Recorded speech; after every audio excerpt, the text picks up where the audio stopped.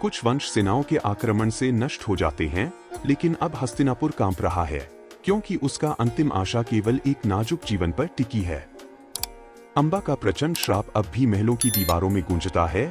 यह अस्थिर कर देने वाला स्मरण है कि नियति कभी कुछ नहीं भूलती। इसी बेचैन मंच पर प्रवेश करता है युवा विचित्रवीर्य, कुरु वंश का नया राजाभिषिक्त सम्राट। विचारों में स्थिर और वाणी में मधुर, वह शासन करता है रानी मां सत्यवती की तीव्र दृष्टि के अंतर्गत, जिनकी इच्छा रेशमी आवरण में छिपा इस्पात है, और भीष्म की निगरानी में, जो सेनापति हैं, सलाहकार हैं और मौन प्रहरी हैं। वंश को उत्तराधिकारी देने हेतु सत्यवती 2 काशी राजकुमारियों अंबिका और अंबालिका का विवाह विचित्रवीर्य से करवा देती है। नगर उत्सव में डूब जाता है। जलते मशालों की पंक्तियां, शंखनाद की गूंज और गर्म रात की हवा में बहती मोगरे की मालाएं। एक क्षण भर को आशा खिलती है। 2 उज्जवल रानियां, एक युवा राजा और उन बच्चों का वादा जो अभी जन्म नहीं हुए। किंतु नियति कभी आसानी नहीं बरतती। विवाह की अग्नियां बुझते ही कुछ ही महीनों में विचित्रवीर्य की छिपी दुर्बलता सतह पर आ जाती है। वैद्य दुर्लभ औषधियां तैयार करते हैं। पुरोहित इतने मंत्रों का जाप करते हैं कि उनकी आवाज तक थक जाती है। फिर भी राजा का जीवन मौन ऋतुओं के साथ धीरे धीरे फिसलता जाता है, बिना किसी शिशु की रोने की ध्वनि के जो बीते महीनों को चिन्हित करे। बरसात से धुली एक संध्या में, जब मिट्टी की सौंधी गंध हवा में तैरती है, सम्राट एक अंतिम हल्की सांस छोड़ता है।